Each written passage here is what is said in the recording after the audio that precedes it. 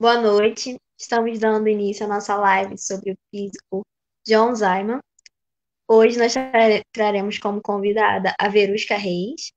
Ela fez graduação em Ciências Sociais na UFRJ, mestrado em Filosofia da Ciência na UFRJ também, e doutorado em Filosofia da Ciência na UERJ. Vou passar a palavra para o Vinícius para ele falar um pouco do Masterclass e do Café com Pró. Olá, boa noite para todos. Boa noite, Verusca. Boa Boa noite, noite, Vinícius. Julie, amigos do Cafés, todo mundo. É um prazer imenso estar aqui para mais uma live. A gente está se aproximando aí, eu acho, da reta final dessa série. Quem somos nós? É a série de lives. Uma parceria entre o Cafés UERJ, Centro Acadêmico de Física, aqui representado pela Julie, com a arte da Úrsula, com o empenho de todo mundo do Cafés, a participação de uma galera super boa nos comentários. Então, uma parceria entre o Cafés, o Masterclass Internacional de Física de Partículas da UERJ, coordenado pela professora Márcia Begali, que hoje não se encontra conosco, porque ontem fez uma cirurgia odontológica. E passa bem, está se recuperando, mas está repousando. Se ela se sentir muito bem, ela entra aí na live em algum momento com o bonde andando e vai ser super bem-vinda, como sempre. Então, a professora Márcia coordena o Masterclass Internacional de Física de Partículas na UERJ, um projeto que nasceu no CERN, o Centro Europeu de Pesquisas Nucleares, e se disseminou pelo mundo por meio do IPPOG, que é o Instituto Internacional de Divulgação em Física de Partículas. E essa parceria envolve também o Fisicós, o grupo de estudos em História e Filosofia da Física e da Cosmologia, que eu coordeno na Universidade Federal do Mato Grosso do Sul, grupo que a professora Verusca, professora da UENF, da Universidade Estadual Norte Fluminense, participa também. Não só participa, mas como lidera toda a administração botando para quebrar. Também é assim, né? Menos Vinícius. A professora Verusca é uma colega, uma amiga de longa data. Nós somos colegas de pesquisa no SCTS, um grupo de estudos sociais e conceituais em ciência, tecnologia e sociedade, coordenado pelo Antônio Augusto Passos Videira. E ela trabalha um tema, né? Aliás, ela trabalha diversos temas desse universo da filosofia da ciência, da filosofia da física, da axiologia da pesquisa científica, com os quais eu me afino bastante, né? Como não poderia deixar de ser, porque também é meu campo de estudo. E nós temos uma paixão em comum, que nós adoramos a filosofia da física, mas parece que admiramos, sobretudo, temos um interesse especial, sobretudo, pela filosofia dos físicos. Sim. Pelo pensamento filosófico elaborado, né, pelos próprios físicos profissionais. E hoje ela vai trazer aqui a filosofia de um físico, que é o John Simon. Bom, essa live está sendo transmitida pelo canal do Centro Acadêmico de Física da UERJ e depois fica disponibilizada também no canal do YouTube do Masterclass Internacional de Física de Partículas, que é o canal 2 Prótons e 1 Café, lá no YouTube. Tá bom? Bom, então é isso. Boa noite para todos. Professora Verusca, mais uma vez, muito obrigado pela presença. Eu passo a palavra para você e vamos todos aqui aprender bastante com as suas reflexões. Obrigada, Vinícius. Boa noite a todos. Eu agradeço o convite, né? É um prazer estar aqui falando de um tema que é apaixonante para a gente, né? Eu venho trabalhando com a filosofia da ciência e estudando pensamento, né, de físicos, né, da filosofia da ciência, uma parte de história da ciência, história da física, e, sobretudo, um físico específico, que foi o John Michael Simon, que eu usei bastante na tese. Então, eu vou colocar aqui o slide. Peraí, só um minutinho. Tá aparecendo? Ainda não, mas costuma demorar um pouquinho. Foi, apareceu. Foi? Tá. Então, hoje eu vou falar, sobretudo, da filosofia, né, e das teses centrais do John Michael Simon. Ele foi um físico inglês, não é muito conhecido no Brasil, e isso é bem interessante, assim, por que ele não é conhecido no Brasil, mas para chegar no meu objetivo central, meu objetivo principal é mostrar, é um interesse que nós temos em comum, né, no nosso grupo de pesquisa, né, liderado pelo professor Antônio Augusto Passos Videira da UERJ, que é nosso orientador comum, né, meu e de Vinícius, mas um objetivo comum que nós temos é assim, é compreender como esses autores, esses físicos, produziam tanto na física quanto sobre os aspectos sociais da ciência. Esse foi o meu caso específico com John Simon, né? Ele foi um autor que produziu muito na física, muito mesmo, e também nos estudos sociais da ciência e da tecnologia. Então, para chegar nesse ponto, eu vou primeiramente falar da biografia dele, né? Depois eu vou ressaltar as principais teses e vou falar especialmente de uma tese dele que é da ciência pós-acadêmica. E, se der tempo, pensar possíveis soluções. Nós temos quanto tempo, Vinícius? Verusca, pode ficar à vontade. Geralmente, assim, é bastante flexível. A gente começou com 20 minutos para os convidados, mas ao longo da série a coisa foi tomando uma feição flexível. Então, 20 minutos para falar? Você pode ficar à vontade. Pode ser menos do que isso, ou pode ser bem mais. Tá bom. Tá? A gente vai vendo, então. Beleza. Então, eu quero trabalhar essas principais teses do Simon, sobretudo mostrar a tese dele de caráter público da ciência e da ciência pós-acadêmica. A ideia seria fazer um diagnóstico, né, e mostrar os desafios e as soluções desse modelo, que é um modelo que reverbera hoje na ciência e na academia. Então, primeiramente, falar sobre a biografia do Simon. Ele nasceu em 25, né, em Cambridge, na Inglaterra, no Reino Unido, né, desculpa, e faleceu em 2005, né. Ele foi criado, é interessante que foi criado na Nova Zelândia até os 21 anos, e foi eleito membro da Royal Society em 67. Né. Aí tem algumas referências, né, familiares, mas eu não vou tomar tempo com isso, mas é interessante ressaltar que ele vinha de uma família de tradição judaica, mas ele não seguia isso de forma rígida. E é curioso, né, que muitos físicos, né, vinham, né, por exemplo, Einstein, né, vinha de uma família, né, de tradição judaica. Filho mais velho, né, de 2 irmãos e uma irmã, e ele resume em alguns textos, ele resume a sua herança cultural como strongly bookish. Ele fala que ele lia muito, né?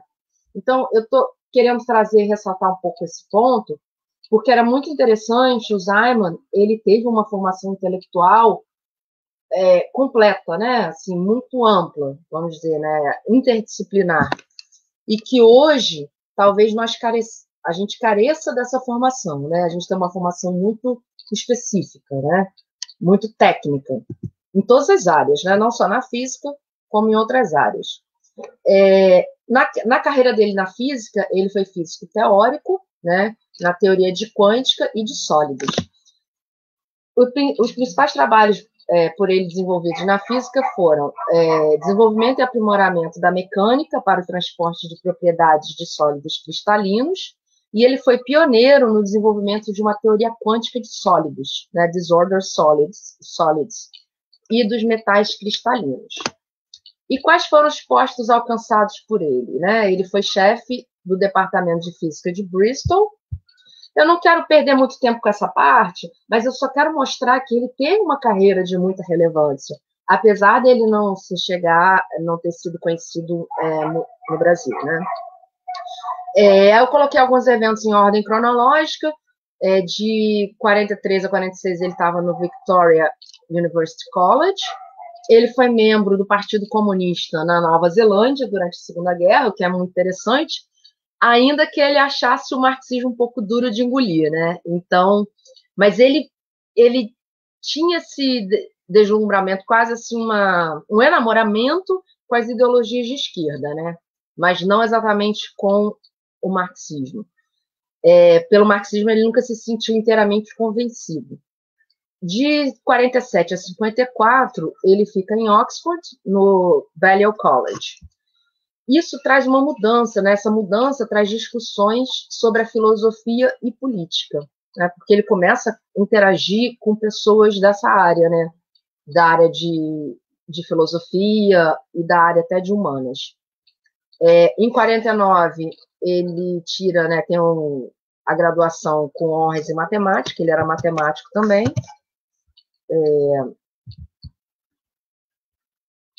E em 49,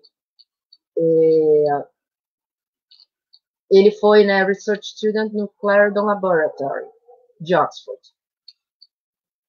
Não, desculpa, pesquisador, né?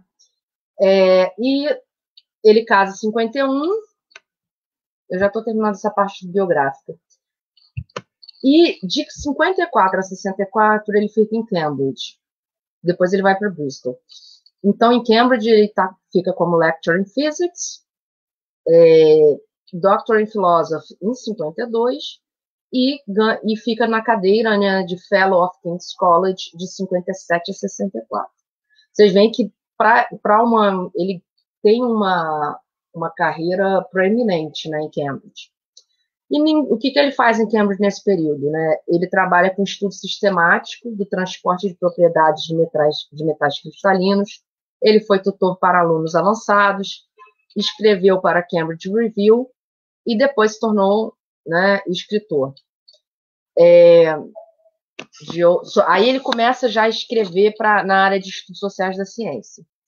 E ele tinha uma posição, quando ele estava em Cambridge, ele tinha uma posição política reformadora. Em qual sentido? Ele era visto, ele tentava lutar pelos direitos dos non-fellows, porque a gente tem que entender que nessas universidades britânicas você tem um fellow, que é quase que como se fosse o nosso acadêmico aqui, né? Como é que seria o termo? Que tem mais estabilidade, né? E você tem os non-fellows que não teriam essa estabilidade. Ele luta por esse direito dos non-fellows. E ele tem um livro que foi publicado, que até a referência que eu uso aqui, que chama Camford Observed, que é falando desse direito dos non-fellows. Então, nesse período, ele já está pensando, né, em questões sociais e políticas dentro da universidade. Ainda que você vê, ele é físico, mas ele está trabalhando com uma visão que inclui aspectos sociais e políticos. E isso sempre foi, né, ele sempre teve essa visão, desde de novo. 61 a 70, né, ele está lá como Fellow of King's College, e aí é interessante que ele começa a ter contato com outros cientistas, né, tanto cientistas sociais como filósofos.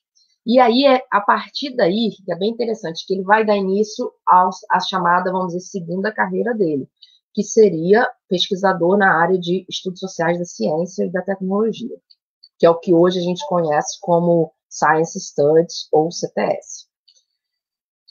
Ele conhece, né, quando ele está em Cambridge, ele conhece o Norwood Russell Hanson, que é nada mais, nada menos do que um grande filósofo da ciência, cujas teses trouxeram uma transformação na visão que nós temos de ciência hoje, né? O Hanson, recorrendo a estudos, né, ligados à questão da observação, ele consegue mostrar que a observação está sempre impregnada de teoria, né? Ele recorre muito a Gestalt, inclusive ele seria até ele contemporâneo ao Kuhn, né, ao Thomas Kuhn, e muito do que o Thomas Kuhn trabalhou na obra dele, A Estrutura das Revoluções Científicas, é devido ao avanço que o Hanson trouxe e também ao avanço que o Fleck também trouxe em relação à questão da observação. Então, uma das teses centrais do Hanson é que nós sempre partimos de algum pressuposto teórico. Não haveria aquela ideia, né, lá que a gente traz da modernidade, né, de uma visão que a gente chama de uma visão tradicional em ciência, ou uma visão recebida, de que nós conseguiríamos ter uma visão neutra, né? O termo que a gente usa na filosofia da ciência, o chamado ponto de vista de Deus, ou ponto de vista de lugar nenhum. Então, não haveria isso, por quê? Primeiro, nós somos, né, seres que estamos já no mundo social e cultural, nós já estamos imersos em pressupostos, somos criados em pressupostos, né, culturais, né? E também, quando nos formamos, né, quando nós estudamos ou nos tornamos universitários e acadêmicos e cientistas, nós já partimos de um pressuposto teórico. Então, quando nós vamos para o campo da investigação, nós estamos levando aquele arcabouço todo. E uma outra tese, né, do Hanson, quando ele está olhando para a forma como os cientistas produzem teoria, ele está preocupado com a chamada lógica da descoberta, né? Aí a gente precisa lembrar um pouco uma dicotomia que existe na filosofia da ciência, que é a diferença entre a lógica da descoberta, o contexto da descoberta e o contexto da justificação, né? O contexto da descoberta é como que os cientistas chegam às suas hipóteses, né? E o contexto da justificação, como que eles justificariam essas mesmas hipóteses. Aí vale a gente lembrar que nessa visão tradicional, né, ou visão recebida, a descoberta não seria importante, né, a forma como nós chegamos àquela descoberta, e sim meramente o caráter da justificação, né, o caráter lógico da justificação. E o Hanson é um dos autores desse período, né, um dos filósofos da ciência nesse período, nos anos 60, sobretudo, que vem romper com essa visão. Ele consegue juntar contexto da descoberta e contexto da justificação. Então, ele rejeita, né, essa separação que seria tradicional na história da ciência e filosofia da ciência. Uma outra pessoa que é importante para o Simon nesse período foi ele ter conhecido um sociólogo, que é da Universidade de Chicago, o Edward Shields. A Universidade de Chicago, ela é muito famosa por trazer sociólogos que pensam esse caráter de incluir o observador nas pesquisas, né? Então, foi um grande avanço você colocar o observador dentro daquele objeto, aquela relação, você estreita esse laço, você não tem mais uma separação entre o observador e o objeto observado. Né? Mas, assim, eu não quero me alongar muito, assim, em que pessoas o Simon, né, quais pessoas o Simon conheceu, mas só para mostrar que ele estava inserido num contexto social de pesquisadores, né, quer fossem da física, ou da filosofia da ciência, ou da sociologia, que estavam repensando teses, né, uma visão de ciência que era considerada tradicional. E aí, nos anos 60, ele começa a dar uma série de entrevistas para o rádio, né? Sobretudo, preocupado, nessas entrevistas, ele está preocupado com o caráter público da ciência. E aí, a partir dessa série de entrevistas, ele começa a elaborar um livro, que é um dos primeiros livros, né, que o tornou conhecido sobre os aspectos sociais da ciência, que foi o Conhecimento Público, de 68. Agora vamos partir para as principais teses. Ah, não, desculpa. Eu coloquei ali, errei no slide.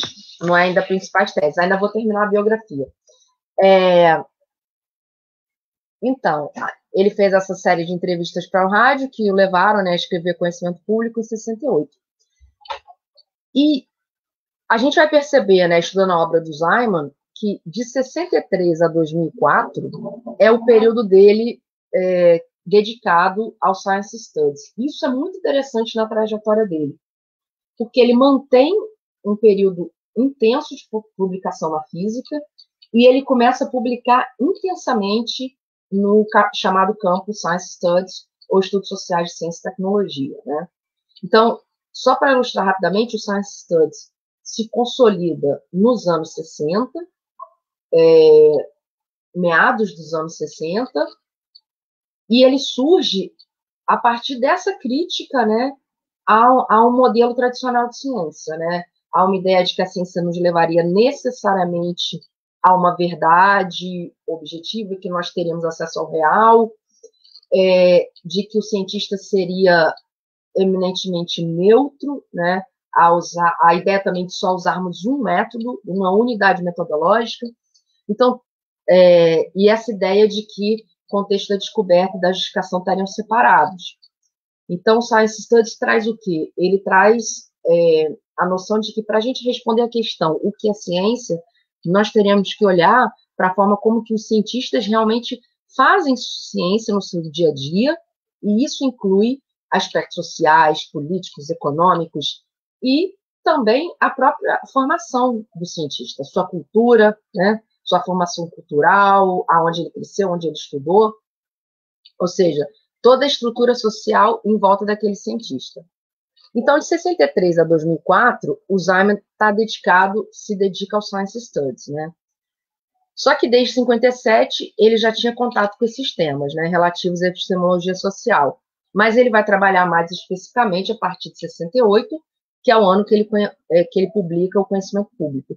É um livro que a gente tem em português, eu sempre indico para os meus alunos, é um livro básico para a gente compreender as teses do Simon sobre o que seria ciência. Sobretudo o caráter público, né? Eu vou falar mais à frente da noção de caráter público para ele. Então, assim, na trajetória dele, houve uma interseção da física com o Science Studies por quase uma década. E se a gente for pegar a quantidade de publicação, é absurda o que ele publicou nas duas áreas, é impressionante. E aí eu levanto uma hipótese, que eu até levantei num texto, que eu tenho um texto publicado só da biografia do Simon, que é, será que ele não via nada mais de novo na física e viu novos horizontes nos estudos sobre ciência? E aí eu fui aprofundar isso, né? Por que ele para em algum momento de fazer física e vai trabalhar só com os estudos sociais da ciência?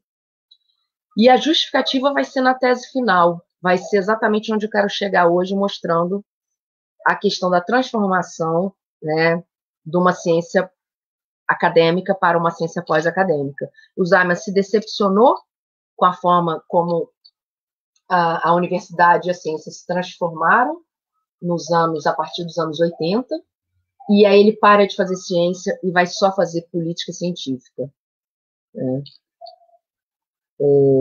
Só para terminar a biografia, então, de 64 até 82, ele está em Bristol, na física ainda, né?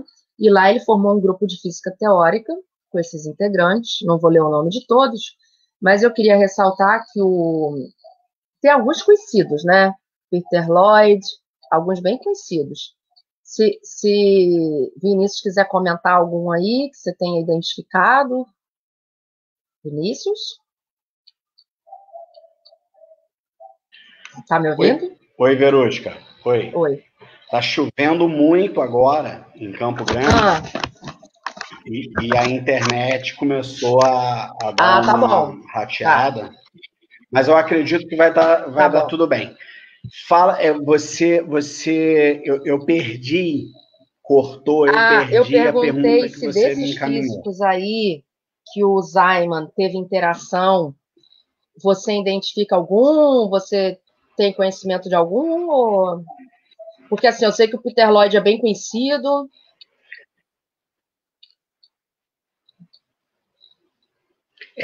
Não, eu trabalho sobretudo com aquele recorte histórico ali da primeira metade do século XX, né?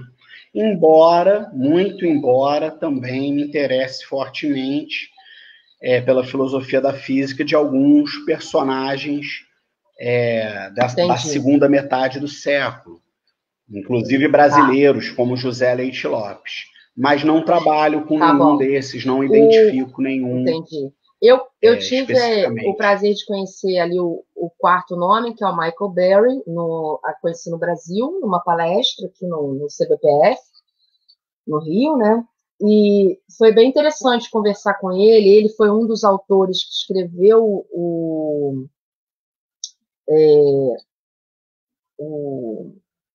esqueci o nome agora, me fugiu.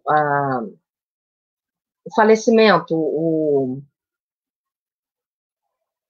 o texto, gente.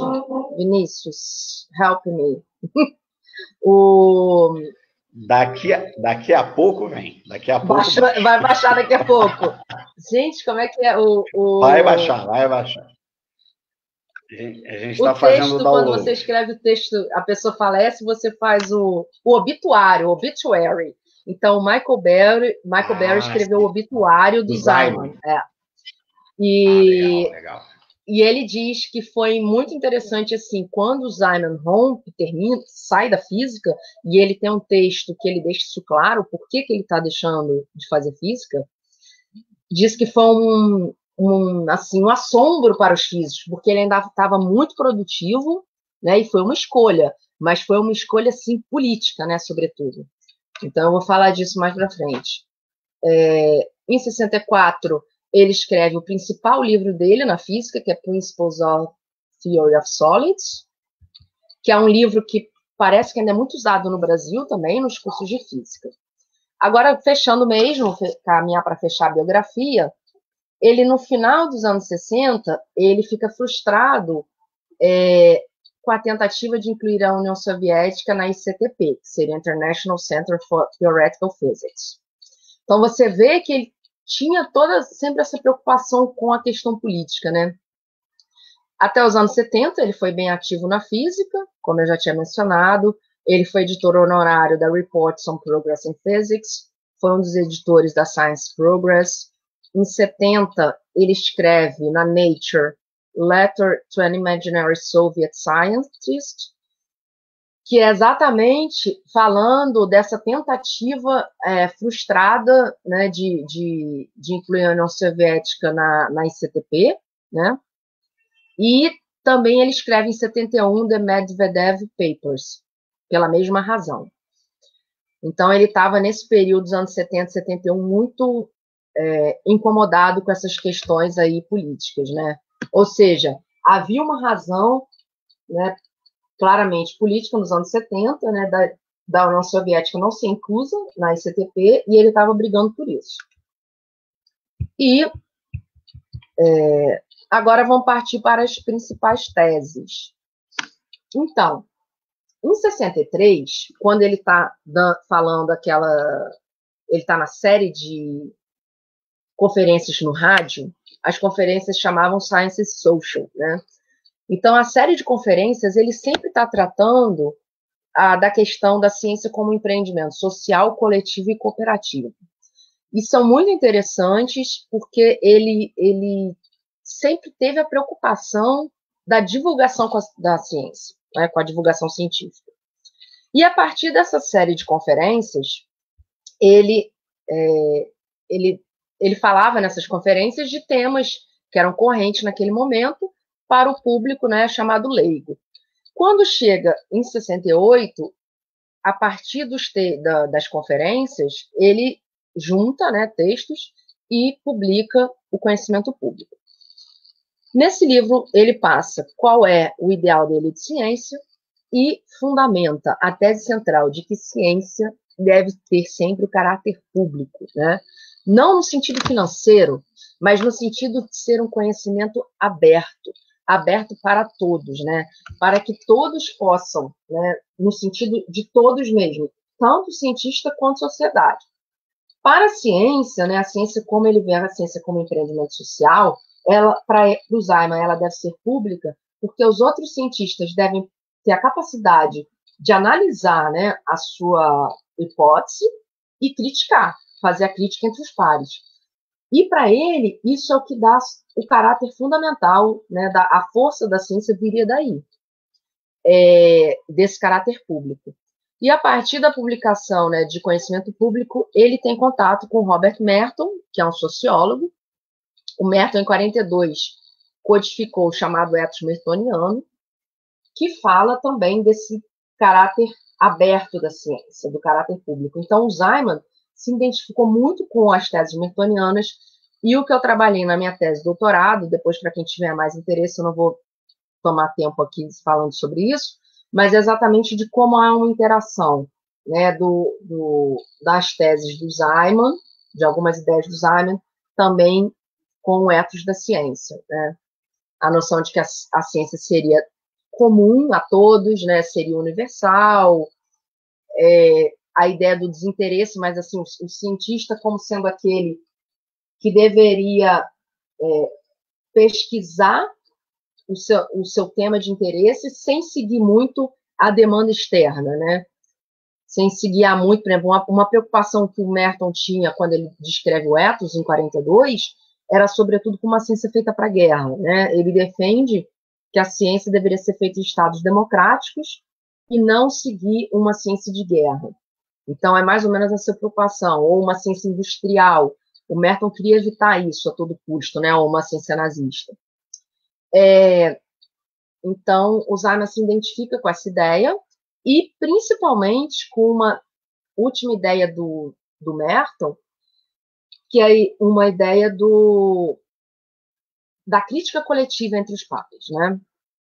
E que para o Ziman vai ser o caráter fundamental da ciência, a capacidade que nós temos de produzir um conhecimento coletivo e cooperativo e crítico. Em 68, Ziman faz a Rutherford Memorial Lectures na Índia e no Paquistão. Aí ele começa a viajar muito, né? Países da América Latina, para a Ásia, para a Nigéria, para a Gana, vai a países em desenvolvimento. E, dentre outras principais teses, de 73 a 90, ele trabalha no Conselho para a Ciência e Sociedade. Então, aí ele começa a desenvolver todas as teses ligadas aos aspectos sociais da ciência. Em 76, ele publica o Força do Conhecimento, está traduzido, tem tradução, tá? Então é The Force of Knowledge, The Scientific Dimension of Society. É um livro, sobretudo, de história da ciência. Ele faz uma compilação de textos, né, que ele trabalhou em cursos, então ele começa a dar, quando ele está em Bristol, ele dá aulas também, né, ligadas à história da ciência, para os alunos de física. E aí ele escreve esse livro a partir das aulas, né? Então é um livro assim interessante de história da ciência. É claro, tem momentos que no livro ele até pode ser um pouco ter uma visão um pouco historiográfica assim reta, né, em linha reta, mas é um físico ainda fazendo história da ciência, talvez de uma maneira não tão...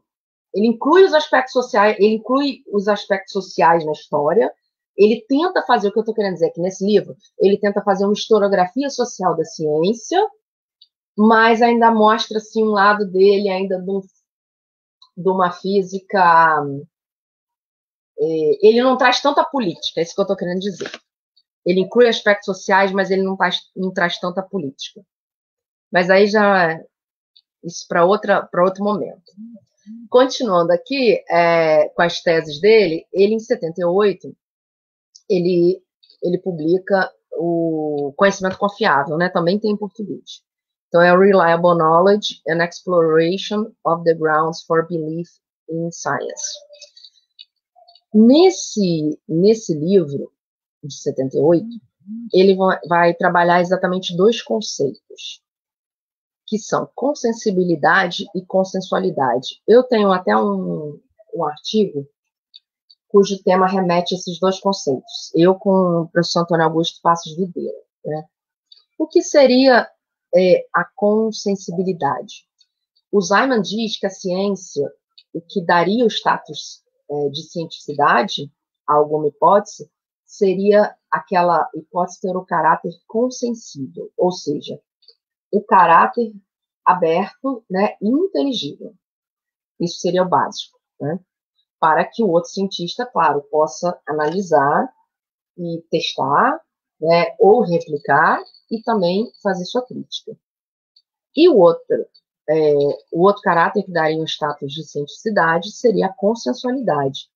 A consensualidade, isso ele está se inspirando no Thomas Kuhn, ou seja, é a ideia do consenso. Seria a meta da ciência para o Simon, assim como para o Thomas Kuhn, seria da comunidade científica alcançar o consenso em torno de alguma hipótese científica.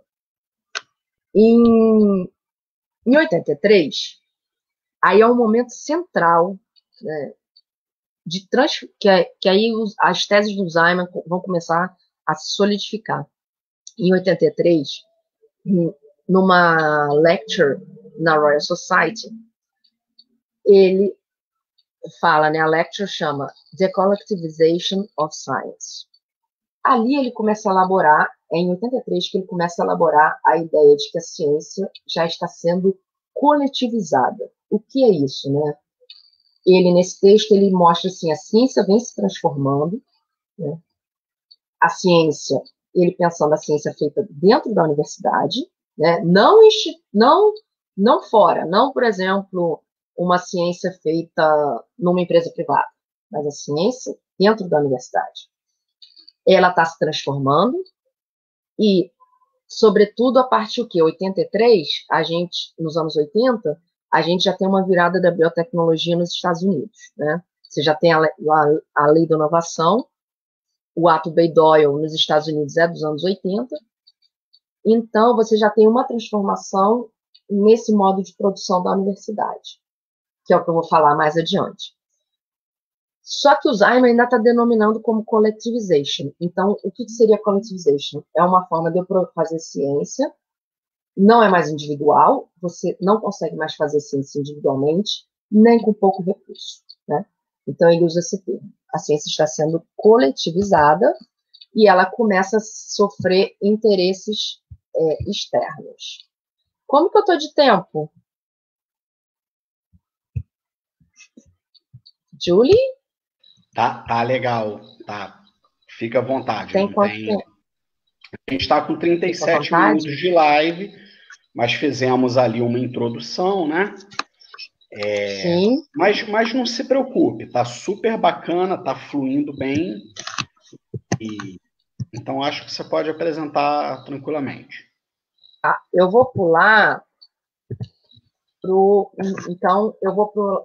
para a questão do novo modo de produção na ciência contemporânea, que tem a relação com a ciência pós-acadêmica, né? O que seria esse novo modo? O novo modo de produção foi o que começou a universidade, a partir dos anos 80, começa a se transformar, né? E novo modo de produção é um nome amplo que vários autores depois vão dar denominações, como o Simon vai usar o termo específico de ciência pós-acadêmica. Aí eu vou fazer um breve histórico desse novo modo de produção, né? A partir da Segunda Guerra Mundial, você tem adventos, né, de Big Science e pesquisa e desenvolvimento, que é Research and Development. Então, a gente tem que manter esses dois modelos na cabeça e você vê que o Simon, lá em 83, já está preocupado com essa ideia da collectivization, né? Ou seja, você tem a ciência, Big Science, ciência feita em larga escala e com fim industrial, e aí você tem a impossibilidade de uma produção individual. Isso é importante para o Simon. Porque daí vem a ideia de coletivização, né? Você está sempre trabalhando com grandes equipes, você vai ter, como nós temos hoje, né, um artigo publicado por várias pessoas, né, ao mesmo tempo. Talvez o indivíduo se sinta suprimido nessa equipe, isso é um problema para ele. E a dificuldade que talvez você vá ter nessas interações, né, na equipe. Ele pensava... Simon tinha uma visão também muito sociológica, né, da ciência. E ele começa a questionar o papel da ciência e do cientista, né? A partir desse período, pós-Segunda Guerra Mundial, você começa a sociedade começa a ter uma maior demanda para participação nos debates sobre ciência, né? A gente pode colocar essa questão, né? Ciência, por quê e para quem, né? Por que nós estamos fazendo ciência e para quem? Só da gente lembrar que no governo Bush foi rejeitado, você teve uma rejeição, ele ia construir um acelerador de partículas, e você teve um movimento vindo da sociedade dizendo que não queria aquele investimento em um acelerador de partículas. Então, você começa, após a Segunda Guerra Mundial, sobretudo por causa do advento do uso da bomba atômica, a sociedade, aí a gente tem que pensar que tipo de sociedade civil organizada, né? O último livro do Simon, publicado, foi até publicado pós-mortem, mas ele estava assim, no final da organização, chama-se Science and Civil Society. Quem terminou para publicar foi a viúva dele, Joanne Solomon, e aí é um livro que ele vai exatamente definir que sociedade é essa, né? Então, que a sociedade é um conceito muito amplo, né? Então, seria assim, ONGs, né? Organizações que estão ligadas mais assim, os comitês, né? Comitês de pesquisa, comitês de ética. Lá fora nós temos, né, os panels, né, os painéis de discussão, que incluem membros da sociedade. Então, esses grupos da sociedade civil começam a demandar da ciência também, né? E quem também demanda de ciência? O governo demanda, né? A sociedade civil demanda, a indústria demanda. Então, a gente pode pensar como é que vai ficar a autonomia do cientista diante de tantas demandas externas. Essa é uma preocupação também do Simon, né? Então, você começa a ter um questionamento quanto à figura também do especialista, né? Você começa a ter um grau tal de especialização a partir desses modelos de Big Science e pesquisa e desenvolvimento, e o que o Simon fala de uma visão túnel, né? Essa visão túnel, ela é socialmente desviante, isso é muito interessante que ele mostra, porque quanto mais você vai ficando técnico, mais você vai se desvirtuando da compreensão social da ciência, né? Ou seja, do que exatamente, qual seria essa função da ciência para a sociedade. Isso vai de encontro às normas, né, do comunalismo e do universalismo. A norma do comunalismo é a norma lá do Simon, como eu tinha falado antes, de produzir um conhecimento comum a todos, né? E universal no sentido de aberto. Universal está mais ligado à ideia de conhecimento. O conhecimento que eu produzo aqui no Brasil também tem que servir para todo e qualquer lugar, né? As hipóteses devem ser universais. E a ideia do comunalismo está ligada à ideia do conhecimento público. Deixa eu abaixar um pouquinho aqui Está dando microfonia.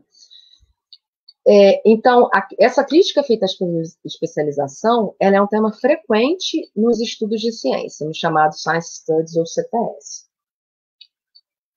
Uma outra pergunta que vem a partir desse novo modo de produção é quem deverá avaliar as decisões sobre biotecnologia, e a gente vai entender mais para frente por quê, e como incluir uma maior participação na sociedade.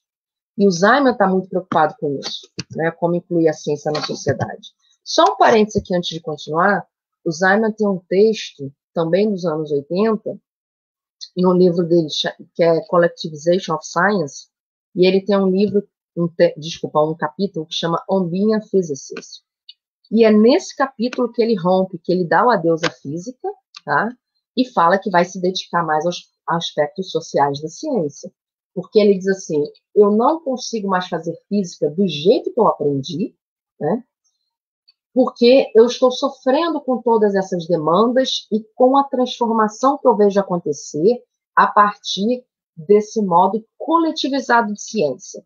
Até então, nos anos 80, lá, como eu bem apontei em 83, ele ainda usava o termo collectivization. Depois é que ele vai denominar lá mais ou menos nos anos 2000, final dos 90, início de 2000, que ele vai denominar de ciência pós-acadêmica. Então, continuando, o que seria esse novo modo de produção a partir dos anos 80, né? Nós teríamos uma maior interação entre universidade, indústria e governo, né? Então, pensando que indústria e governo estão demandando da ciência, assim também como a sociedade também está demandando. E quem deveria gerir, né? Quem deve gerir e financiar a ciência? Isso é uma questão? É só o governo? Ou a indústria também? Essa é a questão que se coloca a partir dos anos 80, né? E nós começamos a ter uma necessidade de debate sobre ética na ciência e responsabilidade social da ciência. Por quê? Em virtude dessa transformação e de quem está financiando, o financiamento ele pode vir junto com uma tentativa de intervenção na pesquisa. Pode ser que sim, pode ser que não, né? Aí vai depender exatamente de como os contratos estão sendo feitos, né? Então, como que essas parcerias entre indústria e universidade estão sendo realizadas? Algumas denominações nós começamos a ter, né, nos anos 80, algumas denominações do chamado novo modo de produção. Então, nós temos ciência finalizada, vocês podem ver a data ali, 83, no mesmo período que o Simon escreveu Collectivization of Science.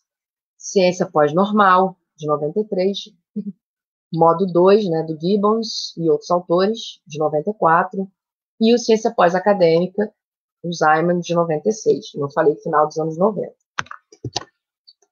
Ainda tem outros, né, você vê, Capitalismo Acadêmico, Slaughter e Glass, 97, Sistemas de Inovação, de 2004, Tripla Hélice, desses modelos aí, dessas denominações de tripla hélice é bem conhecido, Bertzkowitz e Leidendorff, e Comodização da Ciência Acadêmica, do Hans Rabe.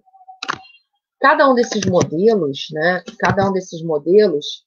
vai ser ou mais crítico ou mais favorável à parceria universidade pública, governo e indústria, né? Por exemplo, o modelo tripla hélice, ele é muito favorável. Já a comodização da ciência e o capitalismo acadêmico são bem críticos, né? E o Simon também é bem crítico a essa interação.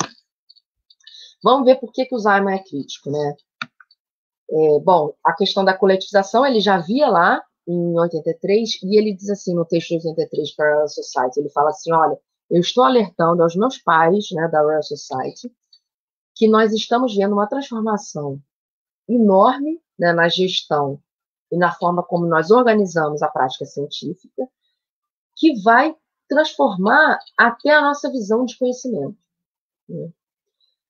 A gente está vendo um aumento na burocratização da ciência e a tese principal que o Simon defende, uma incorporação de um ethos, o ethos visto como uma norma social ligada a uma cultura gerencial.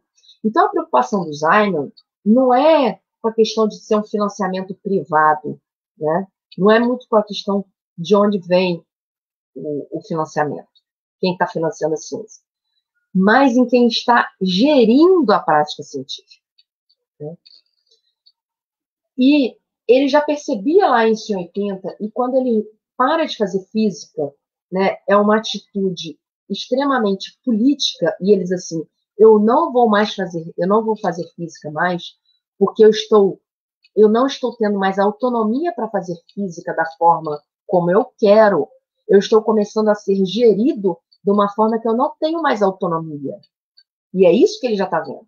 E aí, quando eu conheci o Michael Berry, né, o físico Michael Berry, e ele diz assim, ficamos assustados com a atitude do Simon, porque ele ainda publicava e pesquisava muito em física, né? Mas foi uma atitude extremamente política, tanto que ele vai trabalhar em comitês de política científica, né? Então, assim, ele está preocupado, e vamos ver o que são essas normas sociais ligadas a uma cultura gerencial, né? Então, o que transformou, o que aconteceu nessa transformação na atividade, na ciência, na universidade?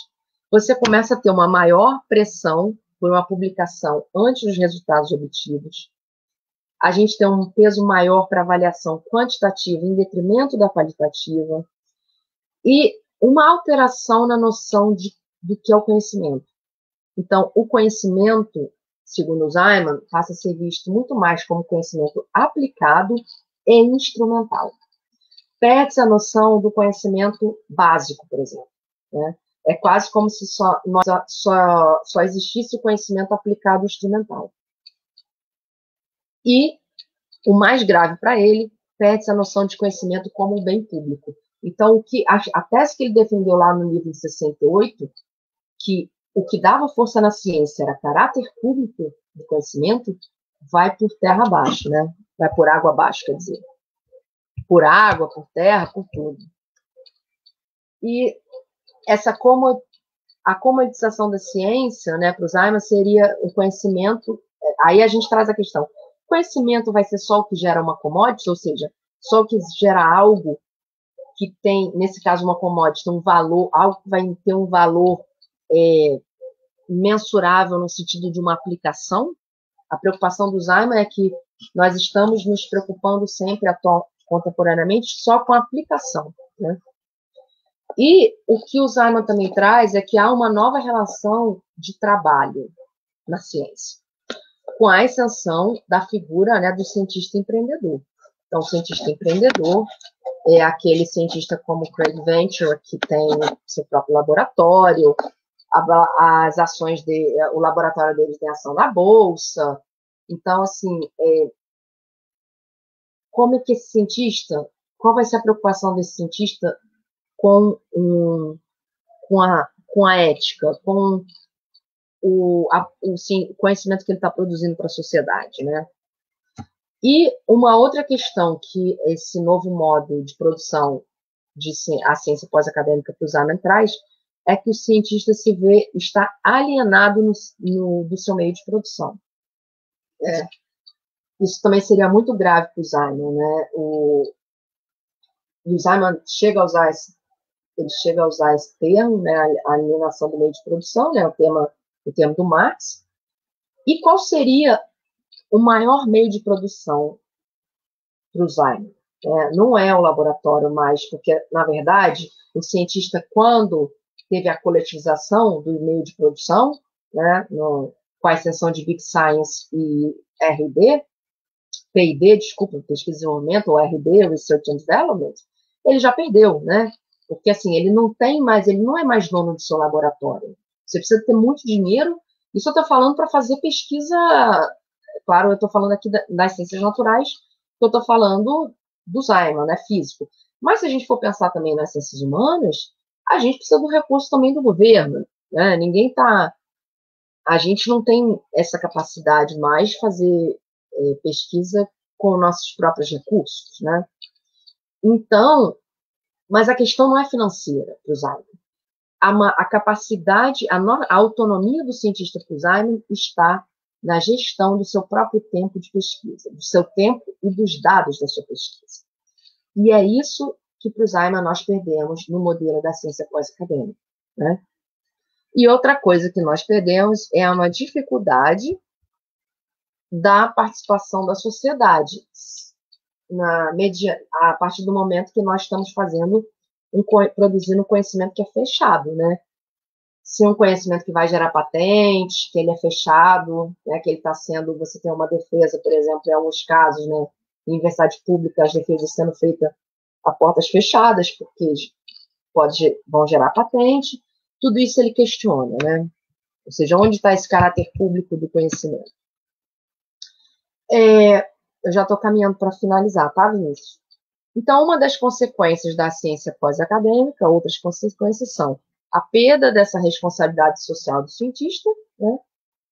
Quando ele está focado em produzir, ele está focado, às vezes, em produzir um conhecimento meramente instrumental, ele perde a noção, por exemplo, do caráter ético na ciência, E aí você tem aumento dos casos de fraude na ciência, fraude de dados. Isso já tem vários autores, né, dos chamados estudos sociais da ciência da tecnologia e da sociologia da ciência, que fizeram até estudos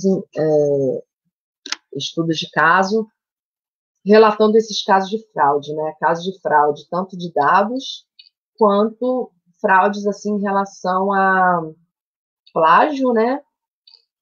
Autoplágio, salame science. Isso já tem bastante bibliografia sobre isso, né? Salame science, quando você fatia, né? Você coleta os dados de uma pesquisa, você tem vários dados, aí você fatia. Em vez de você produzir um artigo, você produz vários. Tem vários tipos de plágio atualmente, né? E, segundo o Zeiman, há uma mudança, né, central no valor que é dado ao conhecimento e à universidade. Então, para ele, isso é o mais grave, né? Ou seja, nós não damos mais o mesmo valor ao conhecimento, não vemos mais o conhecimento como sendo produzido de uma forma ampla, parece que somente estamos querendo alcançar um conhecimento instrumental, né, voltado para a aplicação, um conhecimento muitas vezes de caráter fechado, perdemos a noção de conhecimento como bem público, e também, né, o cientista, no caso aqui, ele tomando como base a física, o cientista muito focado na sua área de especialização, perde a capacidade de interagir com a sociedade, de fazer divulgação científica, e também perde a autonomia ao não ter mais a capacidade de gerir o seu próprio tempo de pesquisa e gerir os seus dados, né? E, para finalizar, isso tudo nos levaria a uma alteração da função social da ciência, né? Ou seja, você tem uma nova função, né? Que seria a ciência servindo sempre à demanda de outrem, né? E aí a gente termina com essa questão aqui para a gente pensar e debater. Será que a função social, a sua função social é somente produzir conhecimento sob demanda? Né? Ou a ciência teria alguma outra função? Eu não vou entrar agora no mérito das possíveis soluções, que eu acho que vai ser interessante a gente poder debater agora. Obrigada a todos mais uma vez. Obrigado, Vinícius. Maravilha, Verusca. Muito obrigado. Fechei em quanto tempo? Posição bastante... Agora a gente está com 57 minutos, mas eu não sei exatamente quanto tempo foi aquela introdução ali, mas eu acredito que uns 50 minutos. Foi ótimo. Obrigada. Verusca, o Zeiman, ele é um pensador assim, muito prolífico, né? Que produziu muito em física, em estudos sociais de ciência. É uma característica interessante que a gente pode notar em muitos físicos filósofos.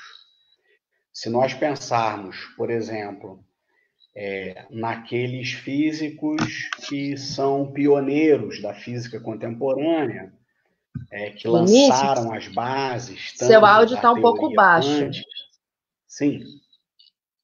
É. Tá baixo? Vamos ver se vai. Vou fazer um experimento aqui. Aqui tá normal. Espera aí. Tá normal? Melhorou que você estava mais perto. Melhorou agora? Tá.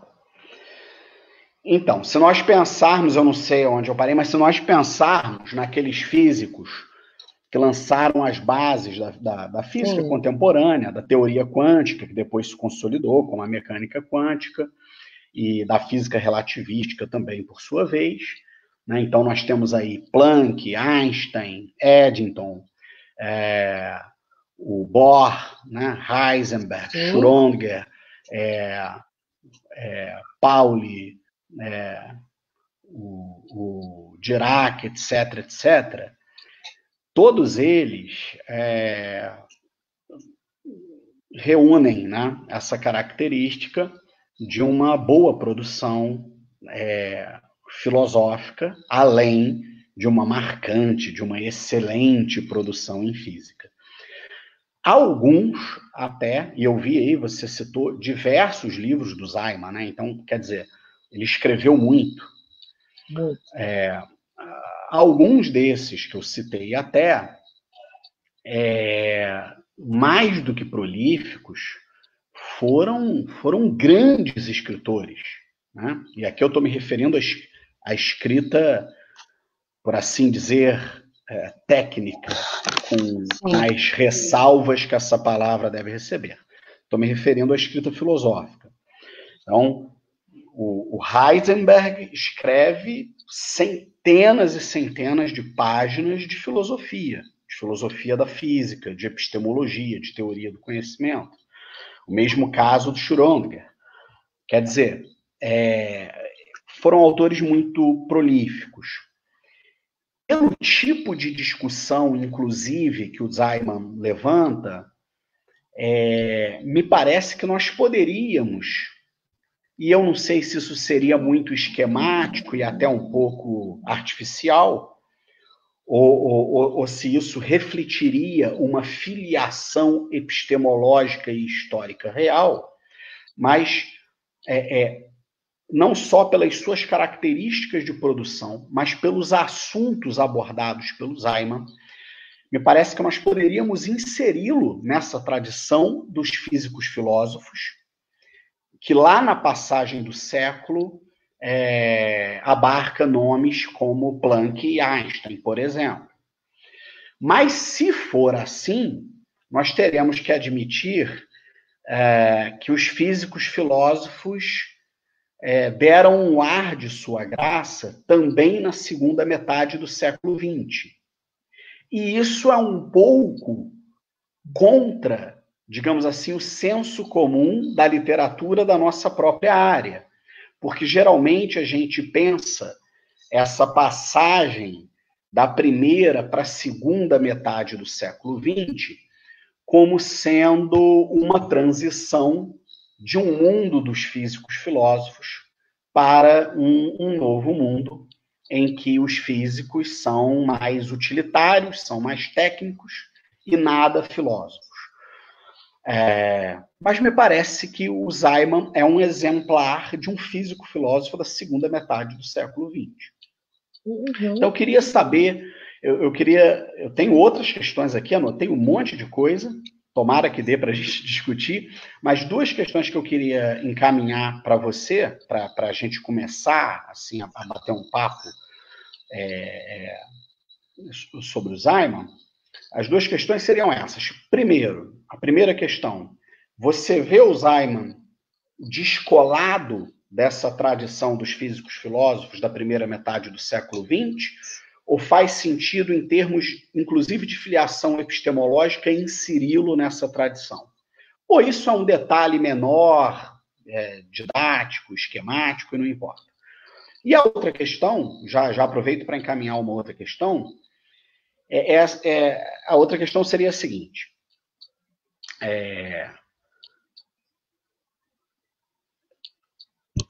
Talvez caricaturizando um pouco a questão, né? Talvez forçando um pouco a barra, nós podemos pensar que na teoria do conhecimento tradicional, né?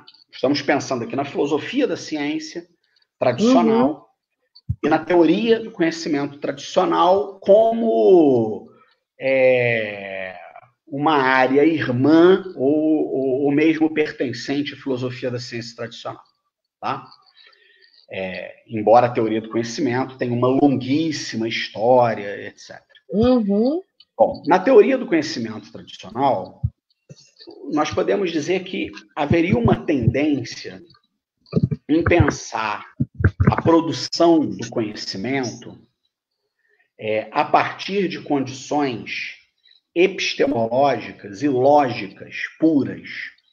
Uhum. Né? Então, uma ênfase muito grande no método, nas questões de método, nas questões de produção conceitual dos fundamentos da física ou do fundamento área qualquer das ciências, e também com uma ênfase muito grande na construção lógico-semântica de sistemas de enunciados, de sistemas de proposições, que seriam as teorias. Né? Sim. Já no Science Studies, nós temos uma guinada, né? Uma guinada que se afasta dessa teoria do conhecimento tradicional e que abarca, por exemplo, a dimensão social da produção do conhecimento. Então, a questão que eu encaminharia, aquela primeira questão, se nós podemos inserir o Simon nessa tradição dos físicos filósofos do século XX, e o que isso significa? O que significa pensar o Simon como herdeiro ou como membro dessa tradição? E uma segunda questão é, como você vê, e aqui eu estou me permitindo criar um espaço para nós sermos didáticos, porque por mais que talvez isso esteja muito claro para você, ou para mim, ou para quem trabalha com pesquisa nessa área, seria interessante para quem nos assiste a gente pontuar didaticamente isso. Como você vê as principais diferenças no que diz respeito à teoria do conhecimento entre a teoria do conhecimento tradicional, né, e os Science Studies e uma abordagem mais próxima do Simon, né? Como o Simon responde à questão o que é o conhecimento e em que medida a resposta do Simon dialoga, converge ou diverge da teoria do conhecimento. Tá bom. Vou tentar responder. Tá me pegando. Isso não foi combinado. Hã? Nada disso. Não foi combinado. Vamos ver se eu consigo responder. Primeiro, queria agradecer a presença aqui de algumas pessoas, da Valéria, minha aluna, do Roberto, Noir, que é lá amigo poeta. Então, Edson, mas Edson eu não conheço, eu acho. Primeira pergunta, né? Se o Simon, eu creio que eu colocaria o Simon nessa lista, né, que você colocou aí, de físicos da segunda metade do século XX, que faziam física, que eram físicos e filósofos ao mesmo tempo. Por isso também que na minha fala eu quis mostrar, né, assim, de onde ele veio, né, as questões culturais, a formação, porque mostra que ele sempre teve uma formação ampla e que quando ele vai estudar física, aquela formação cultural que ele tem não se restringe, né? Ele não é, vamos dizer, formatado para ser um físico meramente técnico, né? Ele não perde a formação que ele teve anterior, né? Como todos esses físicos que você falou aí, da segunda metade do século XX. Então, em algum momento, né, no século XX, a gente tem, né, com a questão da especialização, isso em todas as disciplinas, né? A gente vai tendo cada vez mais a figura do especialista e você vai tendo uma formação menos ampla, né? No Brasil também, a gente também tem que levar em conta as questões, né, no Brasil, mas também em outros locais, da ascensão das ditaduras, né?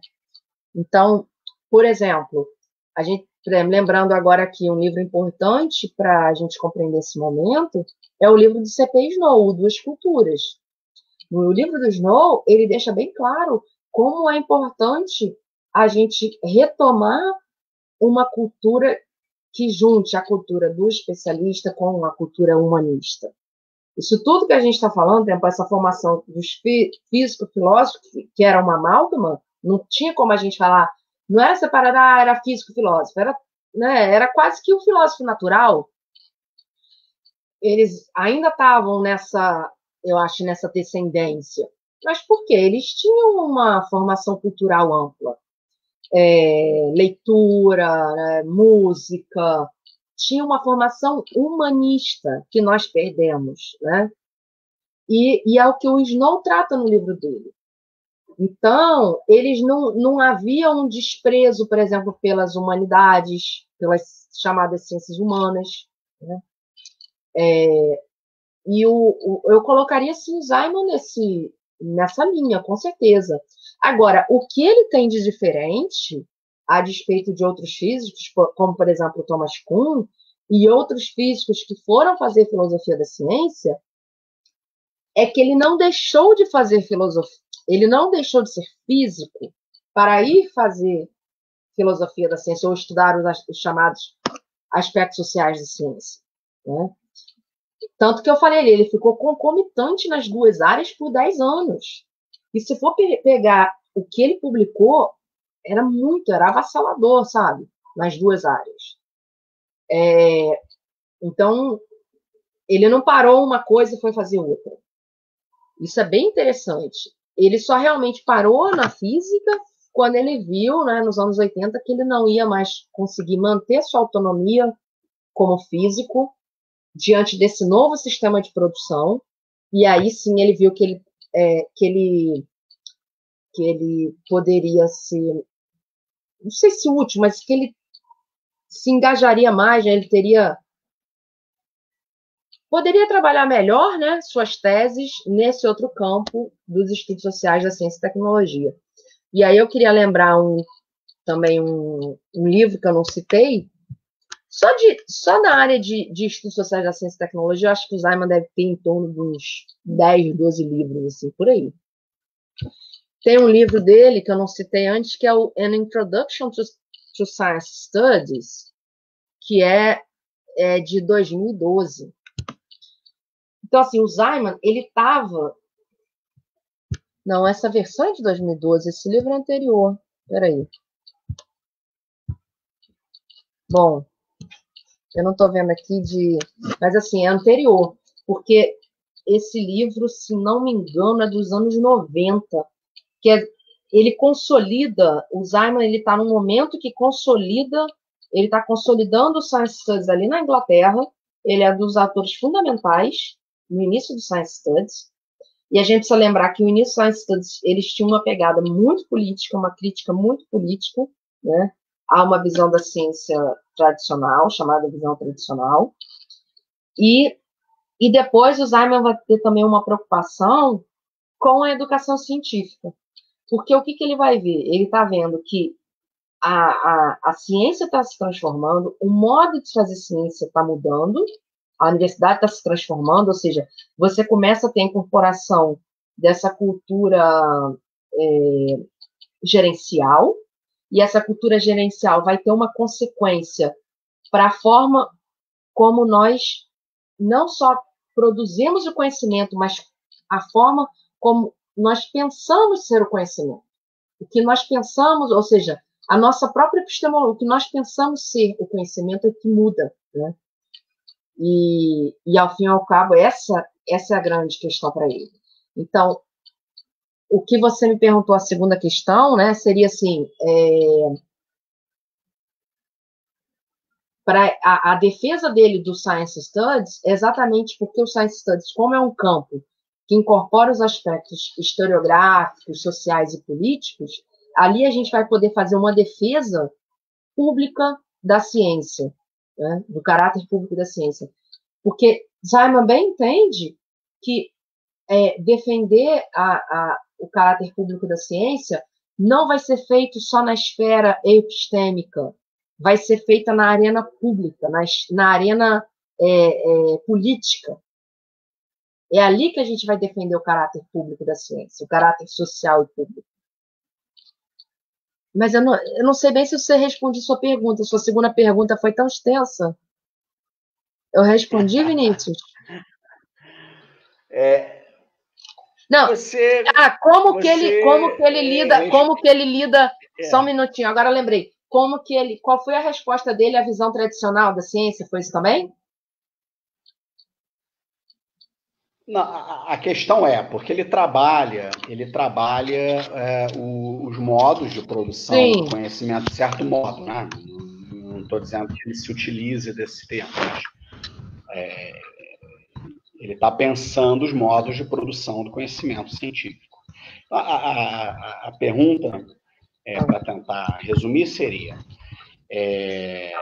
quais as principais diferenças, né, entre a teoria do conhecimento tradicional e uma perspectiva Science Studies à la John Ziman no tratamento da questão do que é o conhecimento.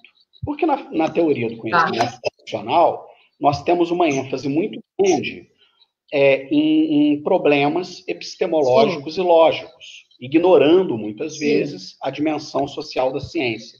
Então, eu gostaria que você fizesse essa demarcação, digamos assim, por assim dizer, entre a teoria do conhecimento tradicional e a posição do Ziman, né, que é uma posição próxima, ou uma posição de Science Studies, no que diz respeito ao problema do conhecimento. Entendi, tá ótimo. Mas como ele responderia o que é o conhecimento? Tá, só antes de eu falar isso, só para eu pesquisei aqui o livro dele, An Introduction to Science Studies, é de 84. E depois tem uma versão de 87. Mas é dos anos 80. Quando exatamente o Science Studies também está se consolidando ainda, né? Bom, para responder a sua pergunta, a gente precisa lembrar assim, que a visão que a gente tem, uma visão, a chamada visão herdada, né, ou de uma visão de uma ciência tradicional, que a gente remonta lá ao período moderno, né, que vai mais ou menos do século XV ao XVIII, é aquela visão, né, de que se consolidou, por exemplo, a partir de Bacon, de Galileu. Então, a gente tem uma ideia de que há uma separação entre o domínio dos fatos e dos valores, né? Ou seja, domínio dos fatos, estudar o mundo natural ou social está separado, né, do domínio dos valores de como nós devemos viver. Então, a resposta à seguinte pergunta: o que é o mundo é uma coisa, havia ciência. E a resposta à pergunta como nós devemos viver é outra, né? Então, há essa separação. Outra questão, né? E quem vai responder a pergunta o que é o mundo vai ser a ciência.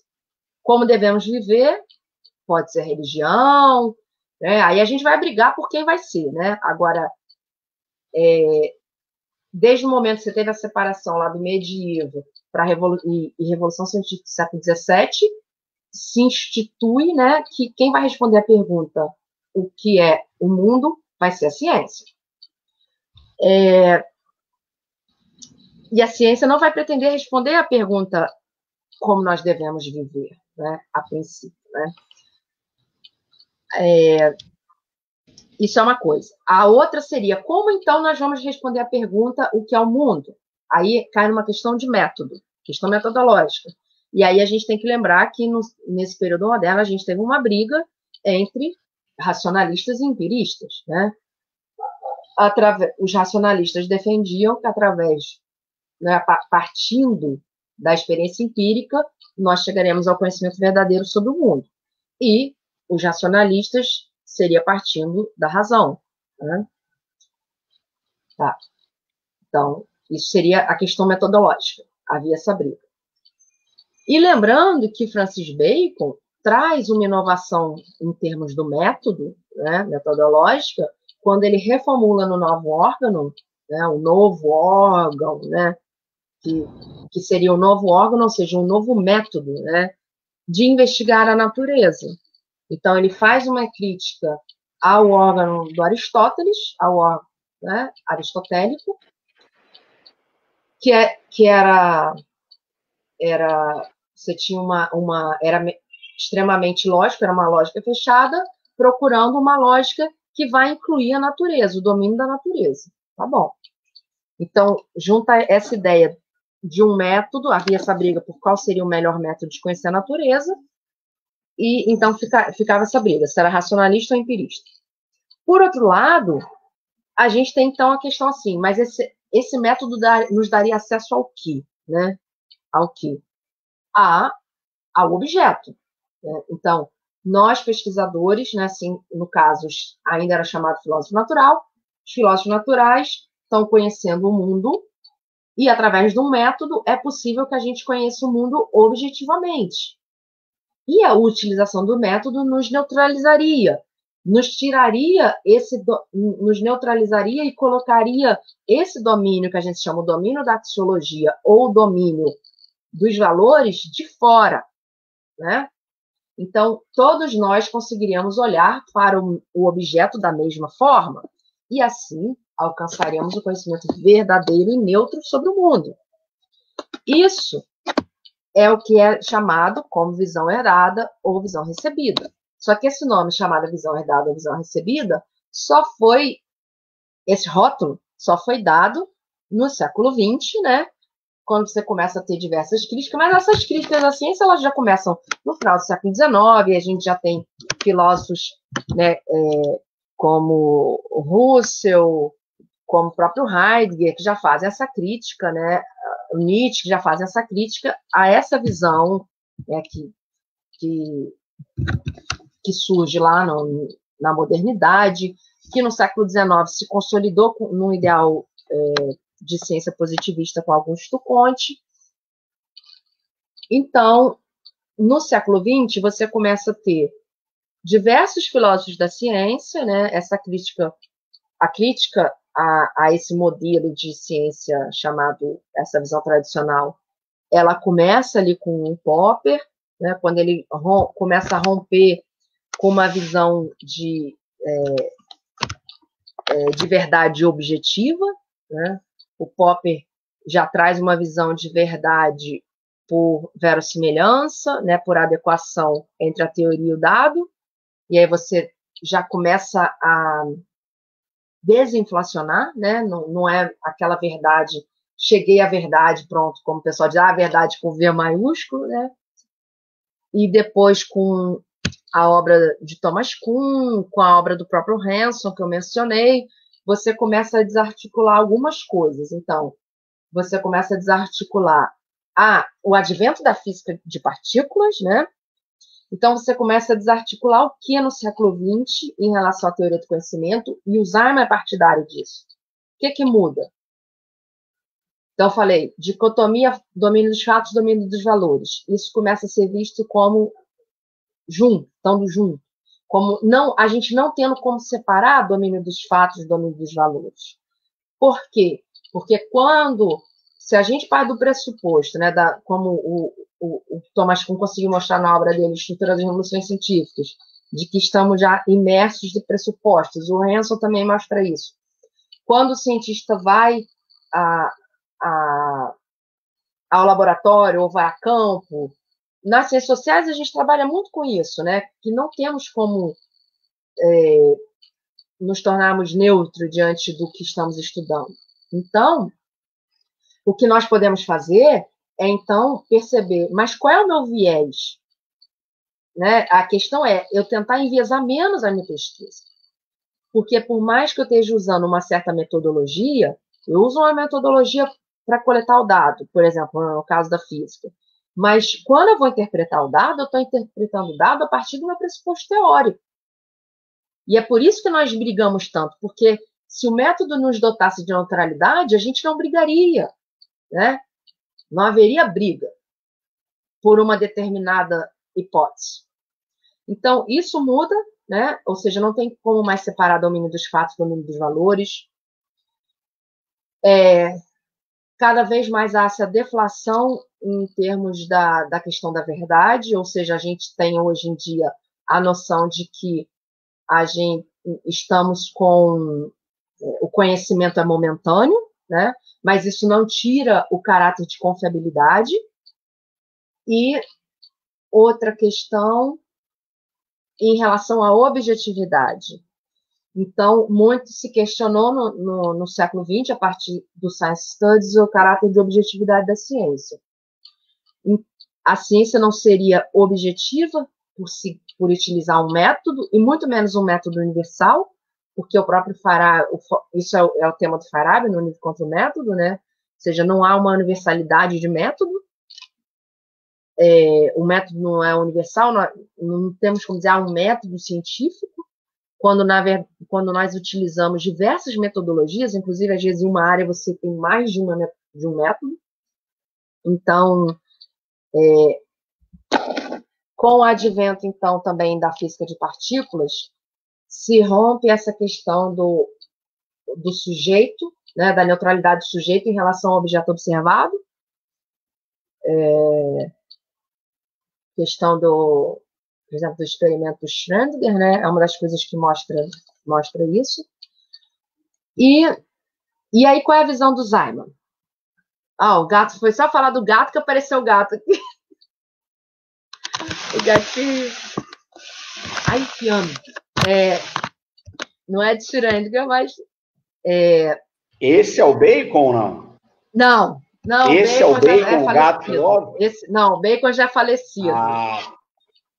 Esse é que ano? Quem não sabe, Bacon, gato filósofo.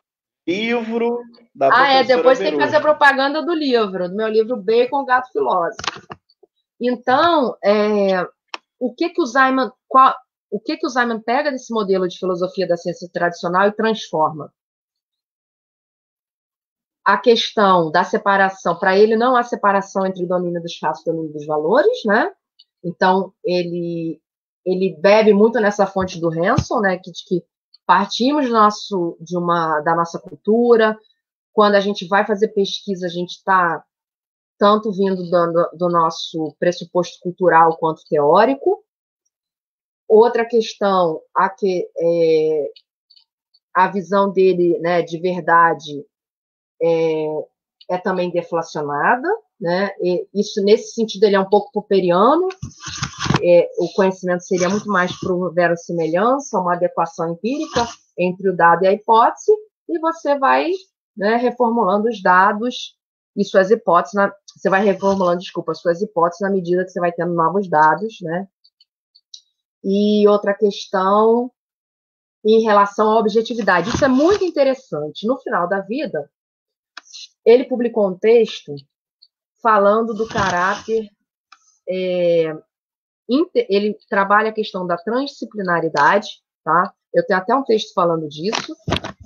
E outro, da questão da... uma objetividade quase que interpessoal. Mas ele usa um outro termo, que agora eu não estou me recordando, mas ele tenta no final da vida, só que aí ele parou, ele não andou com esse projeto. Ele estava no final da vida tentando reformular a noção de objetividade na ciência. Essa visão de objetividade que a gente tem um pouco naive, sabe? Um pouco ingênua. Ele estava tentando reformular, mas não chegou a completar. Então, mas lembrei o termo, intersubjetividade, né? Ele tem um texto que ele publica falando que a ciência teria um caráter intersubjetivo. Por quê?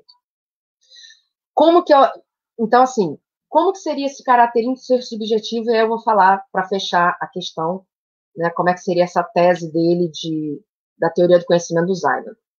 Se você parte da ideia que o conhecimento é público, né, aberto, então eu publico, os pares vão através eu publico, o conhecimento tem que ser consensível, né, tem que ser aberto para que, né, e traduzível, né, que as pessoas consigam compreender. E os pares vão criticar, vão exercer a crítica, né, entre os pares. Isso para ele é fundamental, e isso a gente não está tendo muito hoje, é complicado, porque com essa massificação de publicação, uma coisa que nós não temos hoje está sendo difícil, a crítica entre os pares e, sobretudo, a replicação experimental. Ele fala muito disso, né? Porque para a gente poder criticar o experimento, estou falando de física nesse caso, para eu poder replicar o experimento do outro, como é que eu vou fazer? Se eu trabalho com Big Science, está todo mundo dentro do mesmo experimento, né? Eu vou construir outro acelerador para ver se eu estou chegando nos mesmos resultados? Então, isso para ele é um problema muito grande, né? A questão da replicação. Então, assim, como é que eu construiria essa outra objetividade?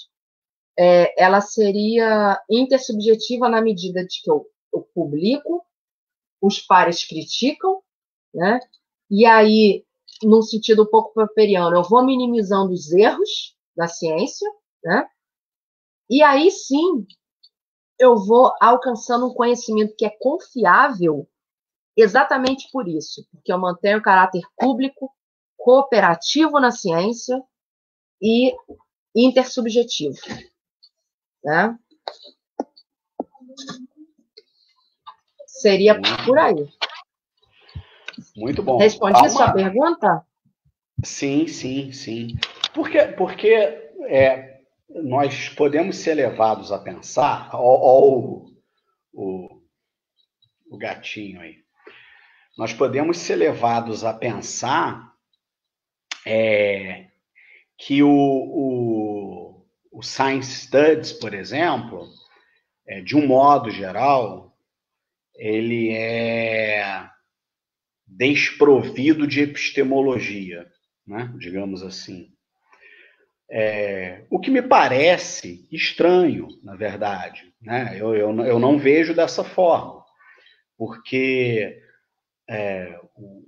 o que ocorre é um afastamento, né, da posição tradicional da teoria do conhecimento. Mas os problemas, né, se as respostas já não são as mesmas, os problemas, os grandes problemas da teoria do conhecimento, né, o problema da objetividade, né, da faticidade, da relação sujeito-objeto, do que conta como conhecimento, como isso que nós chamamos de um conhecimento veio a ser, né? Por meio de qual processo um conjunto qualquer de informações, né, passa do status da crença ao status do conhecimento. Todas essas questões são trabalhadas de uma outra forma e respondidas a partir de pressupostos diversos pelos Science Studies, né? Então, eu não veria os Science Studies como desprovido de epistemologia. Mas eu queria passar para a Julie, e pelo que eu entendi da sua exposição, Verusca, nem o Simon, e tampouco você, vem dessa forma também, não é? Mas eu queria passar para a Julie, para ela, de repente, introduzir aqui para nós algum comentário, alguma questão que surgiu. Antes dela... Tá, deixa eu só fazer um comentário disso que você falou. Eu não entendi. Você acha que o Science Studies é desprovido de epistemologia ou que não é? Não, eu acho que não é. Eu acho que em alguns momentos, em alguns autores, ele pode ser apresentado dessa forma. Como se fosse. Sim. Mas eu considero que não seja. Por quê? Porque a questão do conhecimento e da produção social do conhecimento é uma questão central do Science Studies. O conhecimento como local, né? Como institucional, como construído a partir de condições sociais e históricas. Então, eu posso mudar a resposta, eu posso mudar a abordagem, o tratamento, mas a questão, o que é o conhecimento, está lá. Isso é interessante que você falou, porque a própria história do Science Studies, o rumo que ele toma, que você começa a ter várias linhas, então você tem linha que vai ter uma pegada mais política, você vai ter uma linha mais epistemológica, você vai ter linha que vai fazer só estudos de caso, né? Então, assim, inclusive, quando, assim, participando de eventos do Science Studies recentemente, o que eu pude perceber, né? A gente percebe que o Science Studies virou muito mais estudo de caso empírico, né? Estudos locais, e talvez tenham perdido um pouco, claro, porque tenham perdido um pouco essa tentativa de procurar um conhecimento mais epistêmico, porque essa epistemologia estaria ligada, de alguma forma, à questão da universalidade. Isso vai ser contrário ao que o Science Studies propõe, que é um conhecimento do local, né? Isso é interessante. Inclusive, só para finalizar, inclusive o Ziman, uma das teses que eu tenho, mas eu teria que estudar sobre isso, assim, fazer uma investigação que eu acabei não fazendo, tipo, ir para fora mesmo, entrevistar pessoas, porque eu conhecendo pessoas no campo do Science Studies, nesses eventos, tentando entender por que o Ziman também não foi incorporado, ele não é muito incorporado pelo próprio Science Studies. Meio que o Ziman ficou assim, na história do Science Studies, ele está lá no início, né? Ele foi um precursor, muito interessante e tal, pronto. Mas está lá no início. Ele não é muito utilizado hoje. E se eu for... a minha hipótese é que exatamente por quê? Porque ele tentava fazer ele tinha uma questão mais epistemológica, uma preocupação mais epistêmica, e, inclusive, também uma outra preocupação de normatizar a ciência, né? Em como nós devemos fazer ciência. E o Science Studies, ao fim, né, como diz o próprio Antônio Augusto, ao fim e ao cabo, ficaram muito mais descritivos, né? Meramente descritivos. O Fuller faz uma crítica ao Science Studies. Sim. O André Mendonça, ele pontua muito bem isso em seus trabalhos, em sua própria tese de doutorado, né? O Fuller faz uma crítica ao Science Studies como sendo portador de uma espécie de anemia descritiva, né? Isso. Então, a falta de uma epistemologia forte, no sentido tradicional, é notada, claro. O que eu defendi é que a preocupação com uma questão do conhecimento permanece presente.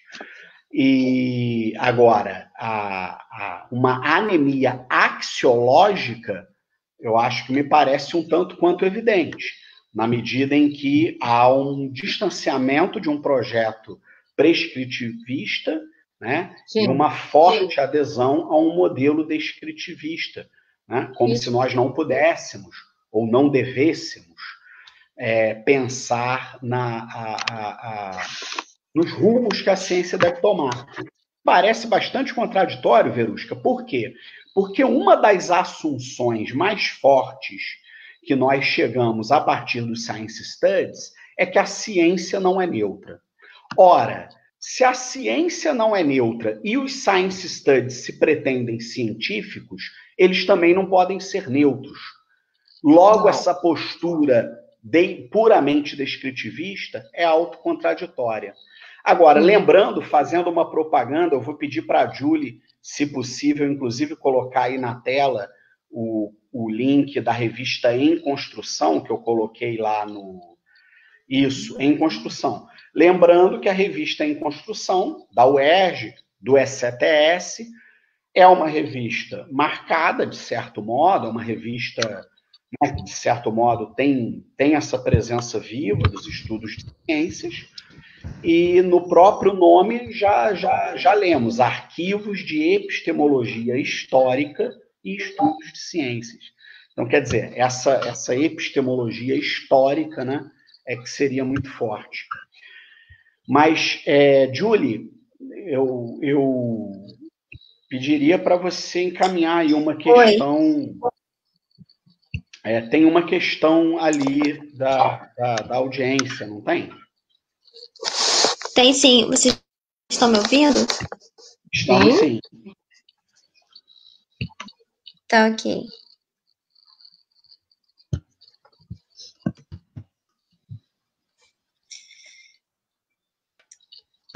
Pelo que estou entendendo, o Simon criticou uma cobrança externa sobre a ciência e a visão utilitária da ciência, certo? As pesquisas dele na física foram pesquisas básicas? Sim, sim para as duas coisas. A pesquisa dele foi de estudo de sólidos, né? E ele fez uma crítica exatamente à forma como, a partir dos anos 80, né, a ciência feita, né, na universidade começou a sofrer essa influência externa. Agora, quero deixar muito claro, quando a gente diz assim, a partir dessa parceria universidade, indústria, governo, mas não é só a questão do financiamento, é porque a partir dessa parceria, a partir dessa interação, essa interação começou a trazer um novo modus operandi para a universidade, né? Tanto que, por exemplo, nós nas ciências humanas, muitas vezes nós não fazemos, né, parceria com indústria, né? Tem alguns casos, né, mas às vezes não fazemos, mas nós também estamos sendo geridos por esse modelo, né, que é esse modelo coletivizado. Mas que ainda, assim, atualmente, a CAPES, né, já está revendo esse modelo, né? O modelo foi muito criticado e a gente já está revendo esse modelo de produção. Eu estou vendo aqui que o Vinícius, o autor dessa pergunta, um abraço aí para o Vinícius, que sempre participa. Eu acho que mesmo. É super ativo aí na série, um abraçaço. Esses dias ele me encaminhou uma pergunta, não foi durante a live. Eu acho que a pergunta se perdeu. Vinícius, encaminha de novo, por favor. Mas vamos lá. Agradecendo o Vinícius, que ele citou aí, inclusive, pelo que eu estou vendo, um trecho de um artigo meu, o princípio da ciência, relações epistemológicas e históricas entre física e filosofia. Ele cita ali nos comentários. E é interessante essa citação que ele faz, porque é uma citação do Schrödinger, e eu me lembrei muito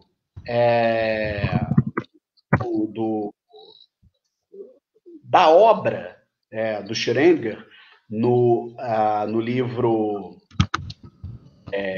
Ciência e Humanismo, não é?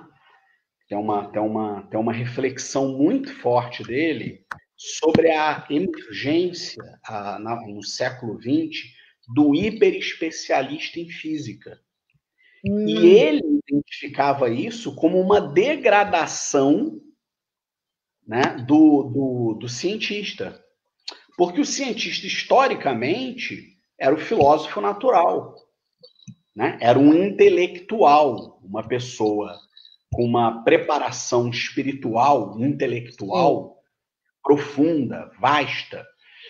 E no século XX, repare bem, nós estamos ali ainda na primeira metade do século XX, o Schrödinger, ele identifica o que nós poderíamos dizer, ele identifica uma mudança do ethos científico, né? Uma mudança dos valores da comunidade científica, né? Dos valores dos praticantes. No século XX, né? No século XX. E ele diz, olha, o físico, ele está se tornando cada vez mais um hiperespecialista. E ele identificava isso como uma degradação epistemológica e axiológica. Mas em que sentido? Não que ele criticasse a especialização em si, porque em sentido epistemológico e técnico, a especialização era inevitável, né? Para nós conhecermos cada vez mais um ramo qualquer do conhecimento, era inevitável nos especializarmos. Só que o que preocupa o Schrödinger é o ethos do hiperespecialista. Ou seja, a emergência de uma axiologia utilitária, instrumental, que rebaixa a ciência a sua dimensão meramente enquanto uma produtora de utilidades. Sim. Isso me parece que tem tudo a ver com o que o Simon fala. Olha aí, podemos fazer uma dobradinha, hein? Exato, vamos aí. Dá para escrever um artigo. Dá para escrever um artigo. Né? Ô, Vinícius, todo dia que a gente se fala, a gente agora quer escrever um artigo. Escrever um artigo. Vai sair uns 50 artigos daí. Maravilha. Mas me parece que é isso, né? Quer dizer, essa preocupação do Schrödinger na primeira metade do século XX, ela é repercutida, de certo modo, pelo Simon na segunda metade do século XX. Aquilo que o Schrödinger está chamando de hiperespecialista, o Simon está chamando de técnico, não é isso? E agora tem uma outra figura. Tem uma outra figura que é igualmente, do ponto de vista intelectual, empobrecedora, me parece, para o Simon, que é o do empreendedor. Sim. Do business maker. Né? Exatamente. É como se juntasse o hiperespecialista com o empreendedor. Aí, ó. Aí lascou. Aí não tem filósofo natural, né? Não. Agora é interessante, Verusca, que esses físicos filósofos, eles tinham um preparo intelectual muito, muito grande, né? Então, quando eles defendem isso, é de caso pensado, né? Não dá para a gente apontar para eles e falar, eles estão sendo ingênuos, estão defendendo uma concepção anacrônica de ciência. Não, eles estão muito bem conscientes de todas as tensões que envolvem a produção de conhecimento científico e estão jogando o jogo, né? Sim. Não estão sendo ingênuos, não. Verusca, eu vou pegar aqui os links. Não é Pode falar. Eu mandei uns links aí, tá vendo? Eu mandei um link, só queria falar isso, fazer agora a parte da divulgação, né? Que eu tenho o meu livro Bacon, Gato Filósofo, que é livro infantil. Eu estou jogando lá nos comentários. Fala sobre o sentido da vida. Tá. Pela editora Autografia. E aí também vai ser colocado aí um link um capítulo de livro que eu publiquei sobre o Simon. Né? Muito do que eu falei aqui hoje tem lá, é um capítulo assim que eu vou contando a trajetória dele biográfica junto com as teses, né? Que está no livro Sociologia da Ciência, Contribuições ao Campo CTS. Muito bem. Não é o Schrödinger que tem... O Schrödinger que tem um livro chamado O que é Vida? É dele? Sim. Se nós juntarmos... É um livro maravilhoso. Então, você vê um físico, maravilhoso esse livro, um físico perguntando o que é a vida, né? O que é vida. E escreveu Minha Concepção do Mundo, na qual ele faz uma aproximação entre a ciência do seu tempo, né? Sobretudo a física, a mecânica quântica, e os Vedas, os Upanishads, a sabedoria mental, né, indiana. É interessante porque isso demonstra como o orientalismo quântico, né, como essa aproximação entre a mecânica e as filosofias orientais é muito anterior ao Capra, é muito anterior aos anos 60, muito anterior à cultura hippie norte-americana, da Califórnia. O Schrödinger já abordava isso e do ponto de vista filosófico, de um modo bastante sofisticado. E o Schrödinger escreveu muito, A Natureza e os Gregos, Ciência e Humanismo, né? Muita reflexão filosófica.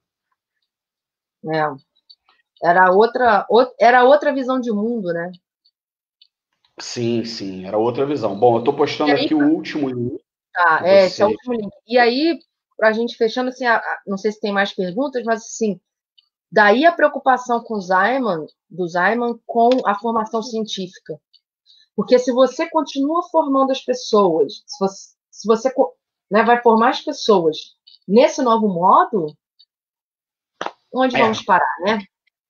Então, assim, de alguma forma, mesmice, né? A reprodução, então, de alguma forma, ele quer, através da educação, recuperar, né, algo que foi perdido aí nessa passagem aí. Sim. De uma visão mais ampla, interdisciplinar, multidisciplinar, que é o termo que você usa, para uma hiperespecialização sem uma cultura ampla. Sim. E nós agradecemos aqui mais uma vez ao Cafis e agradecemos a Márcia Begali, que não pôde estar presente conosco. Por quê? Porque essa potência do pensamento do Zaiman, esse elan vital do pensamento do Zaiman, de nos fazer refletir sobre a física como uma atividade complexa, né, e rica da cultura humana, e não como meramente um conjunto de técnicas a serviço de propósitos utilitários, né? Essa intenção do Zaiman tem hoje abrigo nesse espaço que nos foi proporcionado, por um lado, pelo Centro Acadêmico de Física, né, da UERJ, e, por outro, pelo Masterclass Internacional de Física de Partículas, da professora Márcia Begali, que não pôde estar conosco por conta da cirurgia. Então, nós agradecemos aí por esse espaço, porque é interessante. Estamos aqui, portanto, na física, no Instituto de Física, podendo repercutir o pensamento do Zaiman, né? E a mensagem, eu acho, do Zaiman seria essa, né? De nós recuperarmos uma posição para a física, né? Mais ao centro da cultura. Sim. Algo menos utilitário e mais ao centro da cultura, né? E eu fico muito feliz, agradeço novamente, Vinícius, ao Cafis também, agradeço a todos que assistiram. E assim, eu me sinto muito honrada, porque, por incrível que pareça, é a primeira vez que eu estou falando do Zaiman físico para físicos. Eu sempre falei das teses do Zaiman em outras áreas. Então, eu gostei muito, assim, espero que agora, cada vez mais, né, o pensamento do Zaiman também seja divulgado mais entre os físicos aqui no Brasil. Muito legal, muito legal. Verusca, muito obrigado. Recebemos aí a professora Verusca Reis. Obrigada. Criticamos os hiperespecialistas, mas Máxima Data Vênia é hiperespecialista em John Zaiman. Mas quase não tem ninguém no Brasil, é só das poucas. Isso aí, uma das pioneiras no pensamento do John Zaiman no Brasil, colega querida de SCTS, de Fisicóis. Muito obrigado, viu? E, Julie, muito obrigado ao Centro Acadêmico de Física, muito obrigado, professora Márcia Begali. Um beijo a todos. Beijo, Márcia. Tchau, boa noite. Tem algum informe, Julie? Eu queria agradecer a Verusca por aceitar estar aqui hoje com a gente. E queria pedir desculpas ao Vinícius, porque eu participei de 2 lives seguidas que a gente estava divulgando o canal do Rafael. Então, no início da live, eu acabei misturando os 2 nomes. E falei café com próton, mas, na verdade, o canal é 2 prótons e 1 café. 2 prótons e 1 café. Mas tem o cafezinho. Acabei misturando os 2. Desculpa pela confusão. E agradecer também quem assistiu a gente. E informar que a nossa próxima live vai ser divulgada no nosso Instagram, CafisUERJ, para a semana. Ainda antes de domingo. Tá bom. Tchau, tchau. Obrigado, hein? Tchau, um abraço. Beijo. Boa noite. Boa noite. Tchau. Boa noite.